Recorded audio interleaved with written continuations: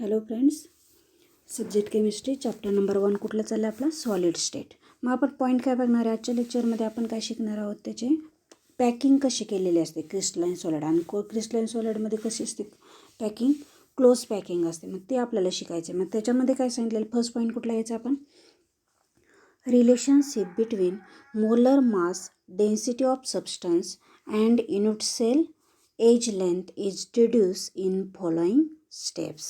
मग आपल्याला काय काढायचे, मोलर मास म्हणजेच कॅपिटल एम काढायचं आहे. नंतर डेन्सिटी म्हणजेच मास अपॉन व्हॉल्यूम. त्याच्यानंतर एज लेंथ म्हणजेच आपण स्मॉल ए काढणार आहे, म्हणजेच लेंथ काय असेल ते व्हॉल्यूम युनिटची ती काढणार आहे. म्हणजे आपण काय सांगितले, फर्स्ट 5 स्टेपमध्ये आपण ते काय करणार आहे, डिटरमाइन करणार आहे रिलेशनशिप. मग फर्स्टली ह्याची जर बघितलं, एज लेंथ आणि व्हॉल्यूमचं काय रिलेशन, फॉर्म्युला माहिती व्हॉल्यूमचं काय, लेंथ क्यूब. म्हणजे edge length of cubic unit cell is, suppose आपण ए घेतले, आपण 3 साईड आहेत म्हणजे ए बी सी अशा 3 एज लेंथ होत्या. पण आपण सपोज एची काढायचं असेल तर व्हॉल्यूम काय येईल, मग volume of unit cell is a cube, कारण लेंथ क्यूब फॉर्म्युला आहे व्हॉल्यूमचा म्हणून. त्याच्यानंतर सेकंड स्टेप काय, suppose that mass of one particle is small m आणि नंबर ऑफ पार्टिकल काय आहे स्मॉल एन.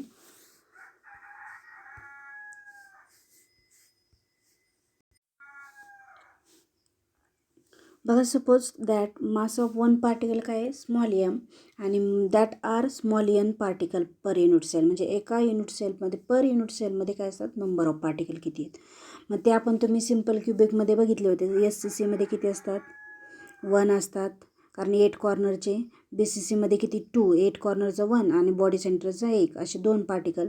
आणि FCC म्हणजे फेस सेंटरमध्ये किती असतात, 1 8 कॉर्नरचे आणि 3 कशाचे, फेसेसचे. म्हणजे 6 फेसेस शेअरिंग केलेले असतात हाफने, म्हणून 3, 1 + 3 किती होतात, 4. अशा पद्धतीने टोटल किती असतात, 4. म्हणजे हे तुम्हाला नंबर ऑफ पार्टिकल आपण लास्ट लेक्चरला आपण पाहिले होते, ते माहिती पाहिजेत तुम्हाला फॉर्म्युल्यामध्ये टाकायला, कारण प्रॉब्लेम याच्यावरती फिक्सली 3 मार्क्ससाठी पडतो. नंतर डेन्सिटीचा फॉर्म्युला माहिती आहे तुम्हाला, काय density, mass per unit volume. मग मास ऑफ युनिट सेल किती आपलं a cube, volume of unit cell काय आहे small m into small n, म्हणजे mass of one particle into number of particle per unit cell किती. ते जर आपण इथं टाकले, मास ऑफ पार्टिकल किती, mass of unit cell m into n आणि व्हॉल्यूम ए क्यूब, म्हणजे ह्याच्यावरून तुम्हाला डेन्सिटी मिळेल. सपोज हे इक्वेशन समजा तुम्ही 1 इक्वेशन समजा. मग मोलर मास म्हणजेच capital M of substance is given by, कशाने काढतो आपण, तुम्हाला माहिती आहे तो फॉर्म्युला, N=W/M. पण तुम्हाला मोलर मास पाहिजे, मग त्यावेळेस ते कन्वर्जन करून घ्या तुम्ही. हे मल्टिप्लायड होतील, म्हणजेच तुम्हाला काय पाहिजे, कॅपिटल एम पाहिजे. मग त्या पद्धतीने तुम्ही ते रिअरेंज करा इक्वेशन. किंवा ॲव्होगॅड्रो नंबरने नेहमी काय करावं लागतं, मास ऑफ वन पार्टिकलला काय करावं लागतं, मल्टिप्लाय करावं लागतं. म्हणजे त्या पद्धतीने तुम्ही काढू शकता. म्हणजे काय सांगितले, molar mass of substance is given by small m is mass of one particle into number of particle per mole. म्हणजे किती मास स्मॉल एम आहे आणि ॲव्होगॅड्रो नंबर ऑफ पार्टिकल म्हणजे ॲव्होगॅड्रो नंबर आपण तिथं टाकूया. मग ते ह्याच्यामध्ये काय फॉर्म्युला होईल, मग small m mass of particle किती मिळाले आपल्याला, capital M upon N A मिळालं. म्हणजे ते रिअरेंज केलेलं आहे त्यांनी. हा एन ए इकडं मल्टिप्लायड आहे, तो इकडं काय होईल, कॅपिटल एमला डिवाइड होईल. म्हणजे अशा पद्धतीने आपल्याला इक्वेशन हे मिळालं. मग हे जी एम, सपोज हा सेकंड 2 इक्वेशन असेल आणि सपोज हे इक्वेशन डेन्सिटीचं काय सांगितलं आपण 1, मग 2ची व्हॅल्यू आपण इक्वेशन 1मध्ये टाकूया, म्हणजे स्मॉल एमची. मग स्मॉल एमची जर आपण इथं व्हॅल्यू टाकली तर काय होईल इक्वेशन, मग पी म्हणजे density is small m n a cube आपला ॲज इट इज, आणि एमची व्हॅल्यू काय आपली स्मॉल एमची capital M upon N a. म्हणजे हे आपले इक्वेशन, ह्याच्यावरती तुम्हाला प्रॉब्लेम 3 मार्क्ससाठी कंपल्सरी येतात. हा फॉर्म्युला पाठ करा, density is small n capital M divided by a cube N A. ह्याच्या जर ह्यातले तुम्हाला 4 ए इथं काय दिलेलं बघा, by knowing any 4 parameter of equation the fifth can be calculate. म्हणजे ह्याच्यावरून तुम्ही फिफ्थ व्हॅल्यू कॅल्क्युलेट करू शकता. कुठल्याही 4, सपोज तुम्हाला एज लेंथ विचारतात, कधी कधी मोलर मास.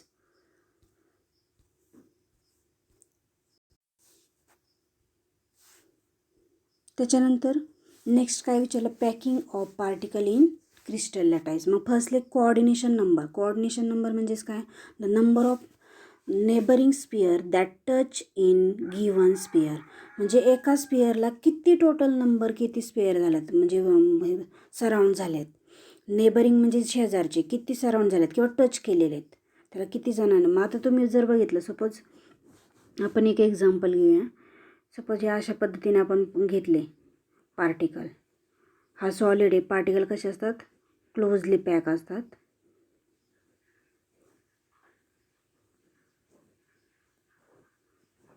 आता या इक्वेशन आपण हे जर स्ट्रक्चर बघितलं सॉलिडचं, तर याच्यामध्ये सपोज सेंट्रलचा हा पार्टिकल घेतला आपण, बरोबर. हा जर घेतला तर त्याला सराउंड किती झालेले दिसत आहेत आपल्याला. हे जे कडे किती आहेत, 1, नंतर हा एक आणि हा एक किती दिसत आहेत आपल्याला, 4 झालेले आहेत. म्हणजे लक्षात ठेवायचं एका पार्टिकलला किती सराउंड झाले त्यानुसार त्याचा कोऑर्डिनेशन नंबर असतो. म्हणजे कोऑर्डिनेशन नंबरसाठी सिम्बॉल CN वापरतो आपण. मग आपण 4 केलेले आहेत म्हणजे कोऑर्डिनेशन नंबर किती आला, 4. अशा पद्धती म्हणजे single each particle is surrounded bye how many particle, किंवा स्पियर म्हणतो आपण. स्पियर म्हणजे गोल किती केलेले आहेत.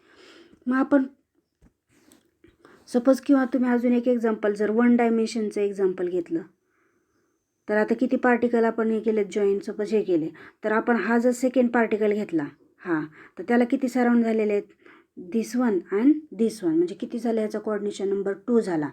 म्हणजेच किती each particle is surrounded bye 2 particle, किंवा म्हणजेच आपण काय सांगू शकतो, एक स्पियर किती नेबरिंग स्पियरला जॉईन झालेला, टच झालेला आहे, 2ला झाला आहे. म्हणजे कोऑर्डिनेशन नंबर किती आला, 2. अशा पद्धतीने तुम्ही समजू शकता. नंतर काय सांगितलेलं आहे, कोऑर्डिनेशन नंबर काय मेजर करतं, कॉम्पॅक्ट म्हणजे तो किती घट्ट आहे किंवा फिट बसलेला आहे ते तुम्ही सांगू शकता. म्हणजे magnitude of coordination number is measure compact of solid. म्हणजेच काय सांगतो, larger the coordination number closer are sphere to each other. जेवढा जास्त मोठा कोऑर्डिनेशन नंबर तेवढे स्पियर काय असतात, क्लोज केलेले असतात किंवा क्लोजली पॅक केलेले असतात. हे तुम्ही सांगू शकता. नंतर क्लोज पॅक स्ट्रक्चर. मग आता त्याच्यामध्ये आपल्याला डायमेन्शनमध्ये बघायचे, 3 डायमेन्शनमध्ये, 1 डायमेन्शन, 2 डायमेन्शन आणि 3 डायमेन्शन. 1 डायमेन्शन हे नेहमी लिनियर असतं, 2 डायमेन्शन कसं असतं, प्लेनर, आणि 3 डायमेन्शन हे नेटवर्क लाईक असतं. मग त्या पद्धतीने तुम्ही काय करूया बघूया. आता फर्स्टली काय, small a, close packing in 1 dimension. मग काय सांगितले, structure can be arranging sphere to touch each other in row.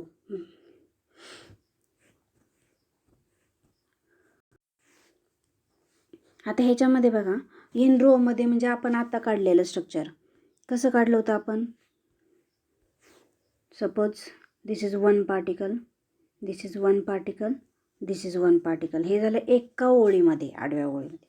मग हे जे काय सांगितलं, stacking rows together in a contact with each other in 2 way. म्हणजे आपण फर्स्ट बघतोय, structure can be arranging sphere to touch each other in row. म्हणजे असे जर रो केले तर काय होतं, 1 डायमेन्शनसाठी कोऑर्डिनेशन नंबर नेहमी लक्षात ठेवायचा किती असतो, 2 असतो. काय येते 2, कारण हा जर तुम्ही सेंट्रल जर बघितलं स्पियर, तर तो किती ऑर्डरला झालेला आहे, 1 and 2.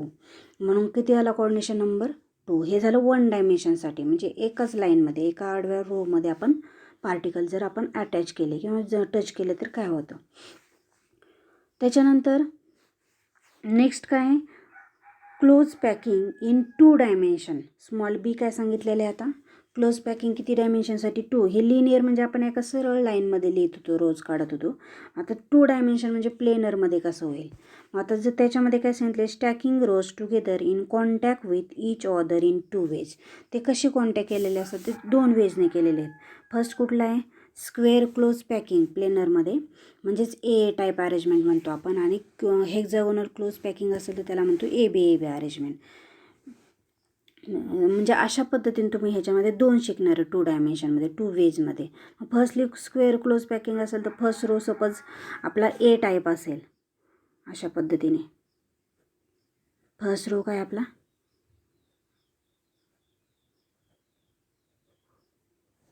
आता स्पियर माझे एवढे एकसारखे येत नाही आहेत, एकसारखे काढावं लागतात ते झालं. मग आपल्याला ह्याच्यामध्ये फर्स्ट सपोज तुमचा हा लेअर काय झाला, ए टाईप झाला. Then third layer is also A type. काय सांगितलेलं, first row is A type. First row आपला काय झाला, ए टाईप. सेकंड रो कुठला झाला, ए टाईप झाला. म्हणजे आपली जी काय अरेंजमेंट आहे म्हणून त्याला काय म्हणतो आपण, थर्ड लेअर आणि फोर्थ लेअर हे सेम असतो म्हणून A type arrangement. Coordination number किती येईल आपण सांगितल्याप्रमाणे एक सेंट्रल स्पिअर किती ऑर्डर सराउंड झालेला आहे म्हणजे नेबरी स्पिअरला टच झालेला आहे. मग आपण जर बघितलं तर ह्याच्यामध्ये जर काढलं म्हणजे पुढे एक्झाम्पल आहे त्याच्यामध्ये दाखव म्हणजे ते किती पूर्ण झालेलं आहे म्हणजे आपण इट इज कॉल्ड काय म्हणतो स्क्वेअर क्लोज पॅकिंग. बघा नेक्स्ट स्लाईडमध्ये दाखवलेले कशा पद्धतीने केलेले आहेत बघा. हे आपण फर्स्ट जे एक्झाम्पल आहे आता फर्स्ट एक्झाम्पल हे कशाचं आहे 1 डायमेन्शनसाठीचं आहे स्मॉल ए आणि हे कशाचं आहे 2 डायमेन्शनमधलं स्क्वेअर क्लोज पॅकिंग. आता आपण बघा हे पार्टिकल कसे दाखवलेत. Suppose this is A type arrangement, this is also A type, this is also A type and this is also A type. मग ए टाईप अरेंजमेंट आहे. मग ह्याच्यामध्ये आपण जर बघितलं तर सपोज हे जर काढलं सपोज हा सेंट्रल जर पार्टिकल बघितला तर तो किती ऑर्डर सराउंड झालेला आहे बघा किती झाला आहे 1 2 3 4 4ने झालेला आहे. पण सेप कसा आला आपला स्क्वेअर लाईक आला आहे चौरस असं बनलेलं आहे म्हणून ती जी पॅकिंग आहे त्याला काय म्हणतात स्क्वेअर क्लोज पॅकिंग. आणि नंतरची सेकंड 2 डायमेन्शनसाठीची काय आहे हेक्झागोनल क्लोज पॅकिंग. हेक्झागोन म्हणजे आपण 6 तिथं पार्टिकल जॉईन केलेले असतात. मग ती अरेंजमेंट कशी आहे बघा काय सांगितलं आहे फर्स्ट रो जर ए टाईप असेल तर सेकंड रो बी कसा पाहिजे डिफरंट पाहिजे म्हणजे सेम जॉईनिंग नको आहे आपल्याला.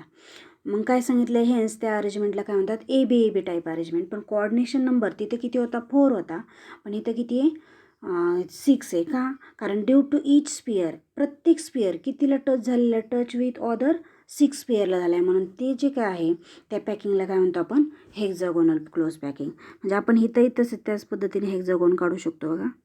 ह्या अशा पद्धतीने किती जॉईन होतात 6 बरोबर सेंट्रलला कुठलाही घ्या तुम्ही तशा पद्धतीने हेक्झागोन तयार होतो म्हणून ते पॅकिंगला काय म्हणतात हेक्झागोनल पॅकिंग. हे 2 डायमेन्शनल झालं आणि फर्स्ट होतं ते 1 डायमेन्शनसाठी होतं. म्हणजे अशा पद्धतीने तुम्ही ते करू शकता. GMCQ वगैरे विचारलं तर तुम्हाला ते माहिती पाहिजे की 2 हेक्झागोनल कधी होतो आणि स्क्वेअर क्लोज पॅकिंग कधी असते. त्याच्यानंतर नेक्स्ट स्लाईडवर काय बघणार आपण क्लोज पॅकिंग इन 3 डायमेन्शन. आता आपण 1 डायमेन्शनसाठी बघितले लिनियर 2 डायमेन्शन म्हणजे प्लेनरमध्ये स्क्वेअर क्लोज आणि काय बघितले हेक्झागोनल.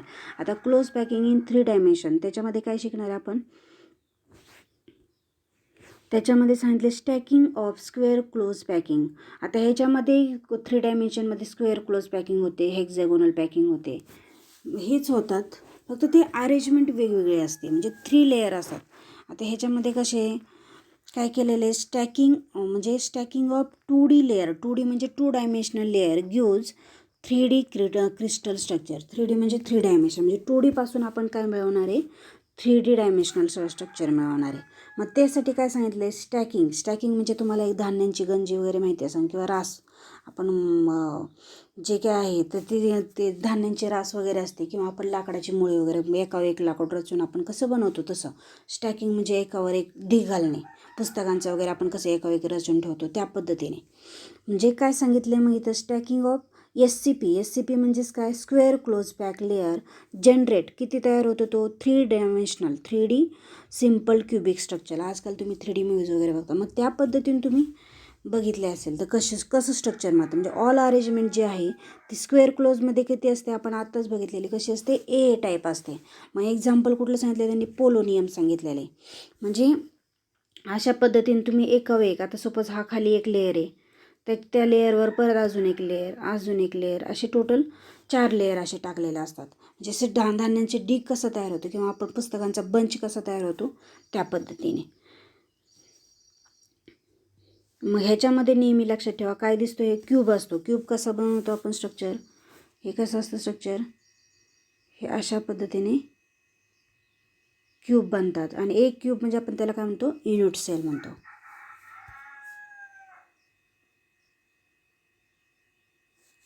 त्याच्यानंतर stacking of 2 hexagonal close packing. आता आपल्याला काय बघायचे आहेत 2 हेक्झागोनल पॅकिंग बघायचे. मग त्याच्यामध्ये फर्स्ट काय सांगितलेले HCP म्हणजेच काय म्हणायचं hexagonal close packing are arrange in particular manner to create structure. ज्यावेळेस तुम्ही ते अरेंज करणार हेक्झागोनल पॅकिंग नीट तर त्यावेळेस काय होतं क्रिएट स्ट्रक्चर होतं. मग त्याच्यामध्ये काय सांगितलं sphere of second layer is place.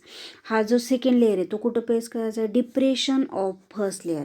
आता सपोज तुम्ही जर फर्स्ट लेअर बनवला अशा पद्धतीने आणि नेहमी सेकंड लेअर कसा करायचा, डिफरंट काढायचा. म्हणजे रांगोळी कशा काढतो त्या पद्धतीने 2 टिपक्यांमध्ये एक, त्या पद्धतीने 2 पार्टिकलच्या मध्ये एक टाका. मग त्यावेळेस काय होणार आहे, आता हे आपला हा एक पार्टिकल झाला बरोबर. मग आता ह्याच्यामध्ये जर हे केलं तर ह्याच्यामध्ये दुसरा लेअर एक टाकायचा आहे आपल्याला. तो कुठं टाकायचा बरोबर एक्झॅक्टली ह्याच्या अबाव पण डिप्रेशनमध्ये, म्हणजे मधले जे ऑक्टाहेड्रल स्फिअर आहे ते त्याच्यावर टाकायचं बरोबर एक्झॅक्टली असा. जे त्याच्यावर दुसरा लेअर पण डिप्रेशनमध्ये मधले जे गॅप आहेत त्याच्यामध्ये ते लेअर टाकायचे. म्हणजे इथे डायग्रॅममध्ये दिसतंयच आपल्याला बघा. काय दिसते आपल्याला डायग्रॅममध्ये, एक फर्स्ट लेअर ब्लॅक स्फिअरने दाखवलेला आणि सेकंड लेअर बरोबर मधोमध त्या पार्टिकलच्या वर लेअर टाकलेलं आहे. आणि आपल्याला काय तयार झाला इथं बघा, अशा पद्धतीने काय तयार झाला, हेक्झागोन तयार होतो बघा, होतो अशा पद्धतीने. आणि इथं काय तयार होतो, स्क्वेअर तयार होतो बघा, दिसते. Each particle is surrounded by 4 square. अशा पद्धतीने ते स्ट्रक्चर केलेले असतात जे 3D डायमेन्शनमध्ये. त्याच्यानंतर नेक्स्ट काय बघणार आपण, forms 2 types of void. Void म्हणजेच काही एम्प्टी स्पेस, अनऑक्युपाईड स्पेस, होल. आपण म्हणजे त्याच्यामध्ये किती रिकामा स्पेस राहतो. सपोज तुम्ही जर असं स्ट्रक्चर काढलं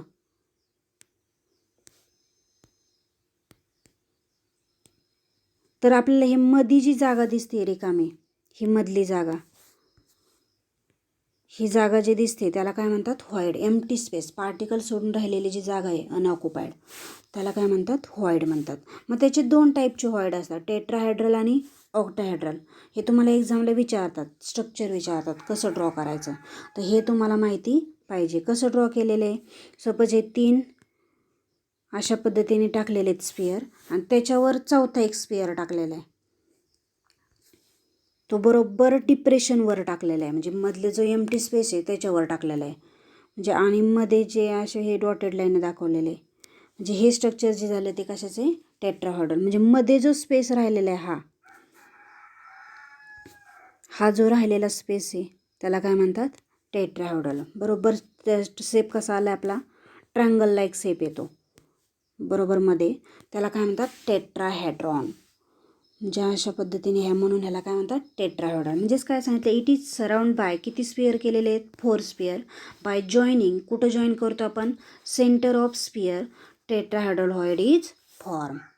त्याच्यानंतर नेक्स्ट काय आपलं ऑक्टाहेड्रल. आता ऑक्टाहेड्रलमध्ये काय केलेलं आहे, हे अरेंज केलेले आहे पण एक्झॅक्टली ऑपोजिटली अरेंज करायचे. सपोज असे अरेंज केले तर नेक्स्ट लेअर बरोबर त्याच्या ऑपोजिट करायची. म्हणजे इथे 2 असेल तर इकडं 1 असेल ते 2 टाका आणि इकडे 2 असेल ते 1.